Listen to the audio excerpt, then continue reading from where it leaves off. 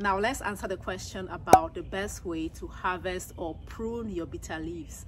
There are two ways to harvest the bitter leaves. One is to top off the bitter leaf, meaning you cut it from the top, or you just harvest the leaves from around the stem.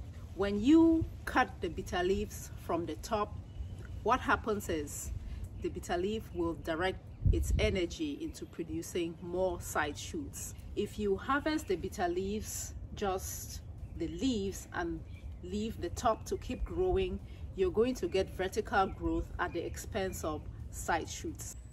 As I shared with you before, I started this patch of bitter leaves from seeds earlier this year.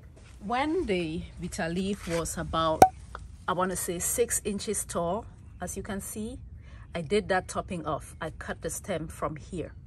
And because I cut the stem, look, I got 3 side stems formed from just that one. Since topping off, I've been coming out here every week and I would just cut the leaves like so. And then in about a week, this one is going to be big enough for me to cut. Why is fall the perfect time to take your stem cuttings of the bitter leaves? Because the weather is changing. It's gonna get very cold around here very soon. Maybe we get freezing temperatures. Bitter leaves do not survive frost, and therefore you want to take stem cuttings now, start propagating them so that come spring you have more. You can multiply your bitter leaves, or in the event that your bitter leaf in the garden does not survive the winter, at least you have some stems that have rooted and are now growing to put in the garden. We're going to take another cutting right from the bottom, like so. Okay. Then this one is going to be used in my dole. I'll pick the leaves from that one. Okay, that is my stem. This is the mature brown stem. Alright guys, I'm done collecting the cuttings. So this is what I have here in this basket. I'm gonna get a couple of cuttings out of this one. I'm going to show you how I do it. And then these are the leaves, and then this is what we have left. So what I will do now is mulch this. I'm going to apply like leaves on top of this, you know, leaves that I get from people's yards to mulch the bitter leaves, to insulate the bitter leaves, and that's how I winterize my bitter leaves so that next spring I have new growth. So guys, these are our bitter leaf stems. As you can see, it is sitting in water. So when you take your stem cuttings, immediately put them in water, or as soon as possible, put the stems in water, the bottom part in water, not the top part, okay? So you can keep the stems fresh. What I'm going to do next is to use my pruners here to cut the stems up.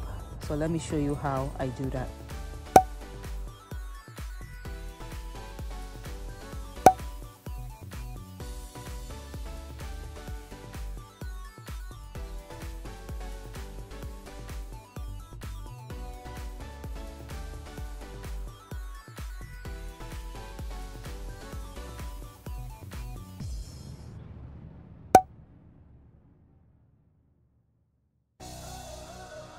Hey everybody, I'm gonna be showing you how I apply nutrients to my bitter leaf plants right here, my little bitter leaf patch.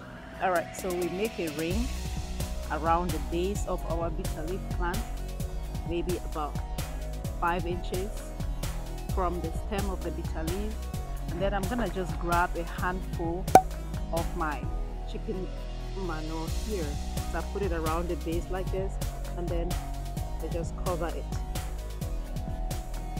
So that's what I do. I'll show you another one. Make a ring around the base. Grab around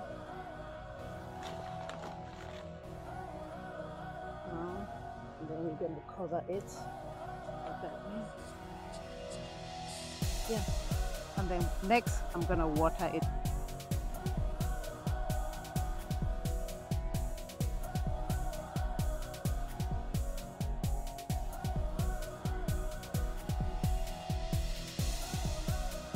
So bitter leaves can get attacked by aphids.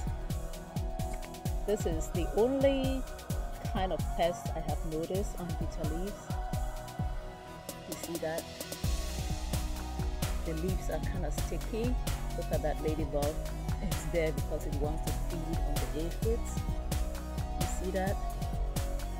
So this little bitter leaf patch that I have here has a severe infestation of aphids, and that is because it was growing under this pepper tree, and the pepper tree got attacked by aphids. So this one has a bunch of aphids. I'm going to take down the peppers right now, but I just wanted to show you how an infestation of aphids on bitter leaves can look like. It is sticky, the leaves are kind of gooey, and then we have this stuff on top. These are the aphids on top and on the underside of the leaves.